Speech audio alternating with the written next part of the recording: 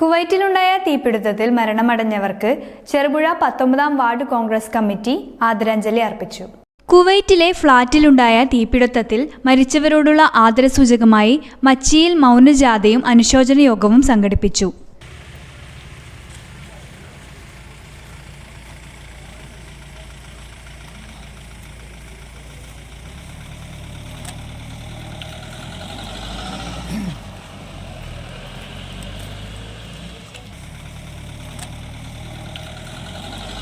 അകാലത്തിൽ പൊലിഞ്ഞവർക്ക് ആദരാഞ്ജലികൾ നേർന്ന് മെഴുകുതിരികൾ കത്തിച്ച് ദീപം തെളിയിച്ചു.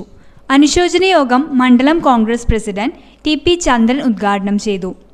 24ഓളം പേർ മലയാളികൾ തന്നെ 50-നടുത്ത് ഇന്ത്യക്കാർ കുവൈത്തിൽ അതിദാരുണമായി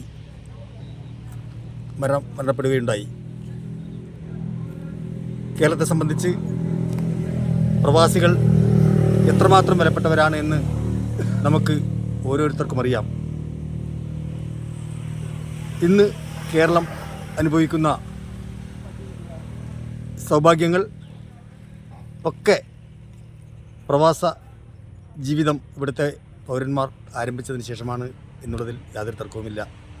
ഈ ദുരന്തം ഉണ്ടായപ്പോൾ ഓരോ മലയാളിയും ആ ദുരന്തം എൻ്റെ കുടുംബത്തിൽ സംഭവിച്ചതാണ് എന്നുള്ള നിലയിൽ തന്നെയാണ് പെരുമാറിയത്. എല്ലാ വീടുകളിലും 2 ദിവസം ശരിക്ക് ഉറങ്ങിയിട്ടുണ്ടാവില്ല എന്ന് തന്നെയാണ് ഞാൻ കരുതുന്നത്. ലിജി കൊച്ചാങ്കൽ അധ്യക്ഷത വഹിച്ചു. Ward member Reshma V Raju, Jiji Kochuparambil, Satheesan Karthikappally, Thomas Kaippananikkal, Cicily Asharipparambil എന്നിവർ സംസാരിച്ചു. News bureau, Cherupuzha.